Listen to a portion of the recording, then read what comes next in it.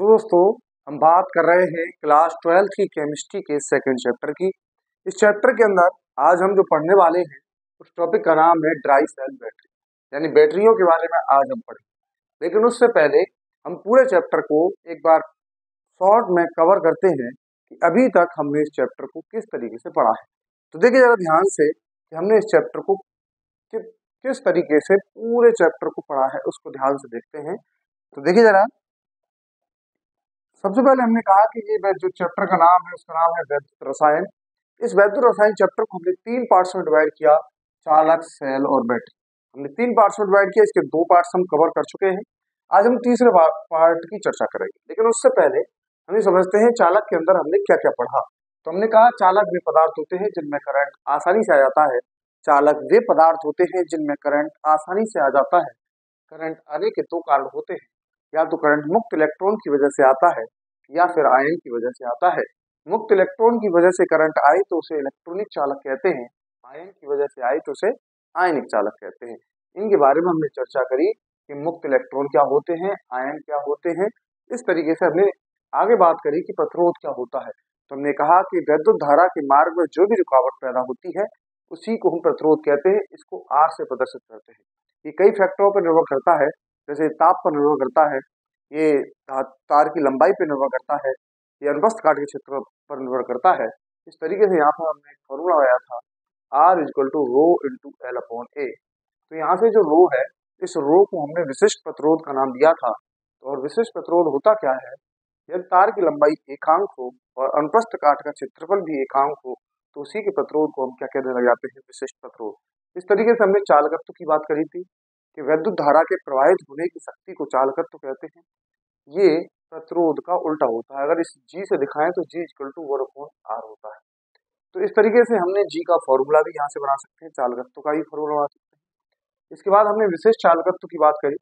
जैसे विशिष्ट प्रतिरोध होता है, इसी तरह से विशिष्ट चालकत्व भी होता है कि एकांक आयतन हो किसी भी विलयन में, और उस एकांक आयतन की जो चालकता होगी, 1 ml विलयन की जो चालकता होगी, उसी को विशिष्ट चालकत्व का नाम दिया। इसके बाद हमने कहा मोलर चालकता क्या होती है। अगर किसी भी विलयन में 1 मोल पदार्थ बोला है तो उसकी चालकता को मोलर चालकता कहते हैं। It is the very most important term. इसको लैम्डा एम से प्रदर्शित करते हैं। अगर हम यहाँ पे बता रहे थे लैम्डा इनफाइनाइट एम का क्या मतलब है, तो हमने बताया था कि अनंत तन्यता पर मोलर चालकता। इस अनंत तन्यता शब्द से जैसे ही आता है, और हमने देखा था कि तन्यता पर का मोलर चालकता पर कुछ प्रभाव होता है।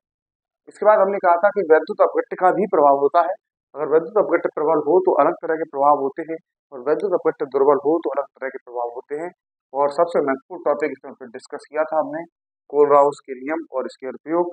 कोलराउस ने 3 बातें कही कि अनंत तन्यता पर वैद्युत अपघट्य की मोलर चालकता निश्चित होती है, और वैद्युत अपघट्य मोलर चालकता उसके धनायन और ऋणायन के योग के बराबर होती है, और अनंत तन्यता पर प्रत्येक आयन स्वतंत्र होते हैं। इस तरीके से हमने ये चालक वाला पार्ट कवर किया था। इसके बाद हमने सेल वाला पार्ट कवर किया। सेल क्या होते हैं? सेल एक ऐसी युक्ति है जो वैद्युत ऊर्जा को रासायनिक ऊर्जा में और रासायनिक ऊर्जा को वैद्युत ऊर्जा में बदलते हैं। और रासायनिक ऊर्जा को वैद्युत ऊर्जा में कौन बदल रहा था? Galvani cell. इस गैल्वेनी सेल के बारे में हमने पढ़ने से पहले ये कुछ चीजें चर्चा करी। ऑक्सीकरण क्या होता है, अपचयन क्या होता है, इलेक्ट्रोड विभव, मानक इलेक्ट्रोड विभव, वैद्युत रासायनिक श्रेणी। हमने कहा था कि जहां भी इलेक्ट्रॉनों का लॉस होता है एलयू, वो ऑक्सीकरण कहलाता है। जहां इलेक्ट्रॉनों का गेन होता है वो अपचयन कहलाता है।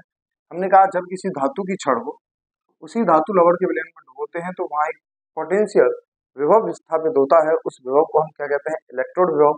और मानक इलेक्ट्रोड विभव क्या होते हैं? जब किसी धातु की छड़ को उसी धातु लवण के विलयन में डुबोए और उसकी सांद्रता 1 मोलर कर दी जाए लवण की, और 298 केल्विन कर दी जाए, तो इसी इलेक्ट्रोड विभव को मानक इलेक्ट्रोड विभव कहने लग जाते हैं। वैद्युत रासायनिक श्रेणी हमने बात करी थी कि मानक इलेक्ट्रोड विभव के क्रम में रखने पर एक श्रेणी प्राप्त होगी धातुओं को, उस श्रेणी को मानक वैद्युत रासायनिक श्रेणी कहते हैं। जैसे याद करी थी लाइक, बासर, काना, एमजी, अलमन, जलकर, सड्डिपूनी, एसएन, पीबीएच2, सीयूएचजीएजी, पीटीएयू, ये हमने याद कराई थी आपको। इसके बाद हमने इस गैल्वेनिक सेल का सचित्र वर्णन करने का प्रयास किया था। हमने सचित्र वर्णन में 2 इलेक्ट्रोड लिए थे अलग अलग। उन दोनों इलेक्ट्रोडों में बताया था कि कैथोड कौन सा होता है, एनोड कौन सा होता है, अपचयन कहाँ होगा, ऑक्सीकरण कहाँ होगा, प्लस कहाँ लगेगा, माइनस कहाँ लगेगा, ये सब बताया था। कैथोड कहाँ होता है? कैथोड वो सिरा है जिस पर अपचयन होता है, एनोड वो सिरा है जिस पर ऑक्सीकरण होता है। अब हमें पता करना है कि अपचयन कहाँ पर होता है, तो हमने बताया था वैद्युत रासायनिक श्रेणी से देख के जिसका अपचन विभव ज्यादा होता है उसका अपचन होता है, और जिसका अपचन विभव कम होता है उसका ऑक्सीकरण होता है। और जहाँ अपचन होता है उसी को कैथोड कहते हैं, जहाँ एनोड होता है उसी को ऑक्सीकरण कहते हैं। प्लस और माइनस हमने बताया था कि जिस सिरे का विभव ज्यादा होता है उसे प्लस कहते हैं, जिस सिरे का विभव कम होता है उसे माइनस कहते हैं। फिर हमने कहा कि वहां पे एक लवण सेतु की आवश्यकता होती है। लवण सेतु एक यू आकार की नली होती है जो कंप्लीट सर्किट का काम करती है। इसमें लवण भरते हैं और लवण के साथ में अगर अगर जेल भरते हैं जिससे कि वो एक साथ डिप ना हो। और इस लवण की खास बात है कि इसमें पॉजिटिव और नेगेटिव आयन की गति बराबर होनी चाहिए। इसके बाद इस सेल द्वारा किया गया जो अधिकतम कार्य था वो गिब्स मुक्त ऊर्जा परिवर्तन के रूप में परिवर्तित होता है। और गिब्स मुक्त ऊर्जा परिवर्तन की सहायता से हमने नल समीकरण की स्थापना करी थी। नल समीकरण था ई सेल बराबर E naught cell minus 0.0591 upon n log 10 Q. उसमें से एन ई नॉट सेल और क्यू की वैल्यू निकालना हमने सिखाई थी। एन की वैल्यू तो हमने कहा था कि जो संतुलित रासायनिक अभिक्रिया है उस संतुलित रासायनिक अभिक्रिया में से कोई एक पार्ट उठा के देखो ऑक्सीकरण का या अपचयन का, उसमें जितने भी इलेक्ट्रॉन यूज हो रहे हैं वही एन है। और ई नॉट सेल हम कहा था E naught cathode minus E naught anode. Cathode anode आपको पता चल गया है, तो कैथोड वाली विभव को एनोड वाले विभव दोनों को घटा दो जो आएगा ई नॉट सेल। क्यू बताया था हमने उत्पाद की सांद्रता बटे अभिकारक की सांद्रता लगा देंगे तो क्यू आ जाएगा। और साम स्थिरांक के बारे में कहा था कि यदि क्यू की जगह पे के सी रख दें तो ई सेल का मान 0 हो जाता है, उस समय पे इसको क्या कहते हैं हम साम स्थिरांक। और हमने देखा था कि जो बाह्य विभव है उसका क्या असर पड़ता है।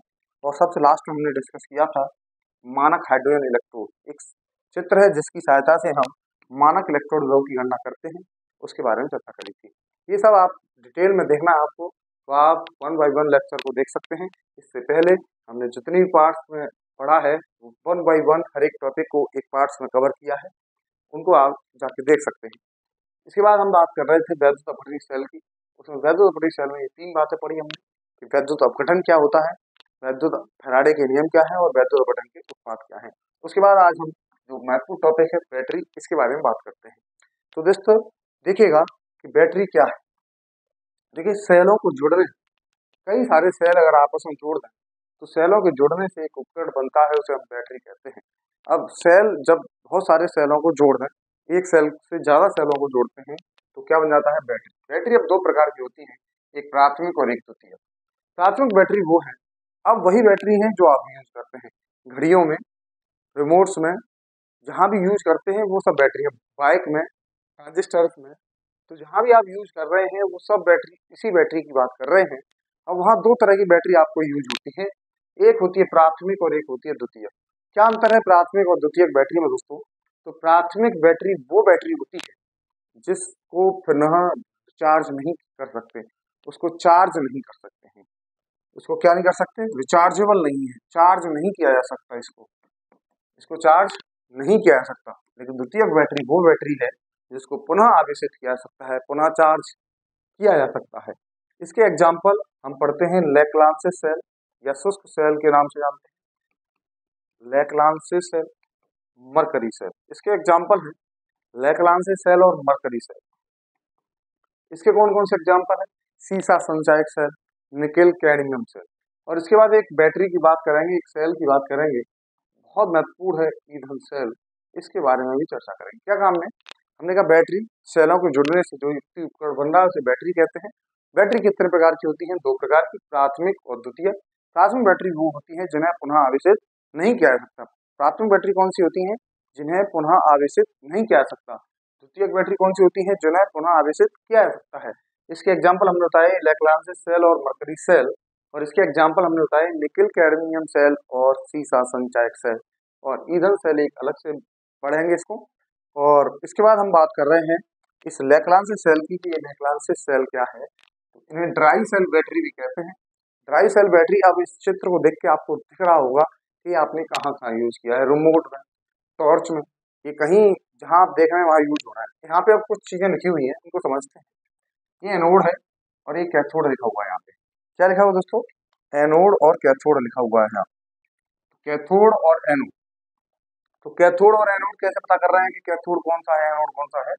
तो जो रॉड है यहाँ पे कार्बन की वो कैथोड है, और जो ये यहाँ पे जो इसका ऊपरी परत है वो एनोड की तरह काम कर रहा है। अब ये ऊपरी परत किसकी बनी हुई है? तो दोस्तों ये जिंक की परत है, ये किसकी परत है? जिंक की। तो ये किसका काम कर रही है? एनोड। तो सबसे पहले आपको ये पता होना चाहिए कि किसकी परत है? जिंक की। ये किसका काम कर रही है? एनोड की।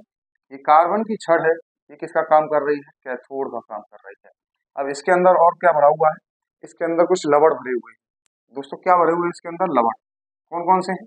देखो ये 3 लवण है। देखो जो मेन चीज है उसको ध्यान रखना है। आपके इसके पास में बहुत सारी चीजें हैं कि ये इंसुलेटर वॉशर है, स्टील कवर है, वैक्स स्टील है, कोई मतलब नहीं इनसे।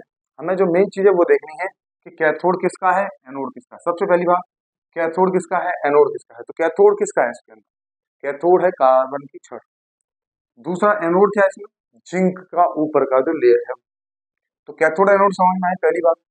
दूसरी बात आपको ये समझना है कि इसमें कौन कौन से इलेक्ट्रोलाइट भरे हुए हैं। तो इसमें NH4Cl, ZnCl2 और MnCl2। कौन कौन से हैं? NH4Cl, ZnCl2 और MnO2। ये दो पेस्ट, ये 3 चीजें पेस्ट के रूप में इसमें भरी हुई हैं जो इसके चारों तरफ आपको मिलेगी।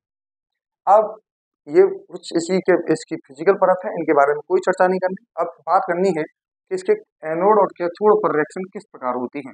एनोड और कैथोड पर रिएक्शन किस प्रकार होती है। तो देखिए जरा ध्यान से कि अगर कैथोड किसका है यहाँ पर, दोस्तों अगर देखें तो कैथोड किसका है यहाँ पर? कैथोड किसका है? कैथोड है कार्बन की छड़। दूसरा ग्रेफाइट की है ना, और दूसरा एनोड क्या है इसमें? जिंक की छड़। तो जिंक की छड़ अगर एनोड, तो ये तो आप आसानी से बता सकते हैं कि एनोड पर ऑक्सीकरण होगा और Zn इलेक्ट्रॉन त्यागेगा। तो Zn इलेक्ट्रॉन त्याग के Zn2+ बना लेगा और 2 इलेक्ट्रॉन त्याग देगा। तो एनोड पे होने वाली रिएक्शन तो आपने बहुत आसानी से लिख ली। अब बात आती है कि कैथोड पे कौन होगा। तो कैथोड पे कौन बचा? MnO2 NH4Cl। इनको ध्यान से देखें तो इसमें जो NH4+ है ये इलेक्ट्रोलाइट है। अब ये इलेक्ट्रॉन गेन करेगा, देखिए जरा, ये इलेक्ट्रॉन गेन करेगा। तो जैसे ही इलेक्ट्रॉन गेन करेगा तो ये NH3 अलग निकल जाएगा। ये NH4+ अगर आप ढंग से देखें, ध्यान से देखो, यहाँ पे जो NH4+ है इसे ढंग से देखें तो ये NH3 और H+ है। यानी कि अब यहाँ पे जो इलेक्ट्रॉन गेन करेगा वो कौन गेन करेगा? कौन ग्रेड कर सकता है? H+। तो क्या बन जाएगा? NH3 और H। हमने कहा H को सिंगल लिखते नहीं, लेकिन सिंगल लिखने की जरूरत भी नहीं है क्योंकि यहाँ साथ में क्या पड़ा हुआ है? MnO2। तो कैथोड पे होने वाली रिएक्शन को हम कैसे लिखते हैं? MnO2 + NH4+। और इलेक्ट्रॉन गेन कर रहा है साहब, कैथोड पर क्या कर रहे हैं? इलेक्ट्रॉन गेन कर रहे हैं। तो ये NH3 अलग निकल जाएगा और यहाँ से जो बचा H+ था, इलेक्ट्रॉन गेन करके क्या बचा? H। इस H को यहाँ पे जोड़ दो तो मैग्नीज का यहाँ पे क्या हो जाएगा? ऑप्शन। तो MnOOH। इस तरीके से NCERT ने लिख दिया इसको। तो ये कैथोड और एनोड पर होने वाली रिएक्शन है। इसका यूज आप जानते ही हैं इस बैटरी का। इस बैटरी का यूज क्या है? वही ट्रांजिस्टर में, घड़ियों में, रिमोट्स में, इनमें यूज होते हैं। और इस सेल का विभव फिक्स होता है क्योंकि हमने इसमें फिक्स चीजें भरी हुई है, कुछ चेंज नहीं कर रहे हैं। तो इस सेल का विभव 1.5 वोल्ट होता है। कितना वोल्ट होता है? 1.5 वोल्ट। बहुत ज्यादा लंबे समय तक इनको यूज नहीं कर सकते क्योंकि इसमें एसिडिक सॉल्ट भरा हुआ है, ये इसको गला देगा अगर बहुत समय तक फालतू में रखा है। तो इसके लिए बहुत ज्यादा लंबे समय तक इनका यूज नहीं करते हैं। कैथोड एनोड पे रिएक्शन क्या होती है? इसमें सॉल्ट कौन से भरे हुए होते हैं? एक बार फिर से देख लीजिए कि इसमें एनोड जो होता है वो जिंक की परत होती है, कैथोड कार्बन ग्रेफाइट की छड़ होती है। इसके अंदर 3 साल्ट भरे हुए होते हैं, NH4Cl, ZnCl2, MnO2। Cathode anode पर होने वाली रिएक्शन क्या है? हमने बताया था कैथोड और एनोड पर। तो एनोड पर हमने क्या बताया है? एनोड पर हमने बताया है कि जिंक की छड़ एनोड का काम कर रही है और Zn2+ + 2 इलेक्ट्रॉन लूज कर रही है। और कैथोड पर क्या हो रहा है? तो कैथोड पे हमने बताया था तो Zn के अलावा जो बाकी 2 साल्ट बचे हैं वो हैं MnO2 + NH4+। अब यहाँ पे ये इलेक्ट्रॉन गेन करेंगे तो आप जान रहे हैं कि NH4+ का मतलब NH3 और H+ है। तो ये NH3 अलग निकल जाएगा और ये H+ इलेक्ट्रॉन गेन करेगा तो H बचेगा और इस H को यहाँ पे जोड़ देंगे तो ये MnOOH बन जाएगा। It is a complete cathode anode reaction. It is a very most important और इनको याद रख सकते हैं आप आसानी से, कोई कठिन बात तो है नहीं इसमें। और अगर इन दोनों को निकाल सकते हैं, इसके बाद इनका इलेक्ट्रोड विभव पता होना चाहिए कि 1.5 वोल्ट का विभव होता है, इसके यूज आपको पता होना चाहिए। इससे ज्यादा इसमें कुछ भी नहीं है। ऐसे ही आप मरकरी सेल को कर सकते हैं और नेक्स्ट क्लास में हम मरकरी सेल के ऐसे ही कैथोड एनोड की क्षमताएं हैं। उसके बाद हम बात करेंगे सीसा संचयक सेल का, आवेशन के दौरान क्या होता है, निरावेशन के दौरान क्या होता है, और उसके बाद आगे की कहानी डिस्कस करेंगे ईंधन सेल। और ये चैप्टर लगभग समाप्त होने की ओर है, तो आज के लिए इतना काफी है। नेक्स्ट क्लास में डिस्कस करते हैं फिर आपके साथ मरकरी सेल के बारे में।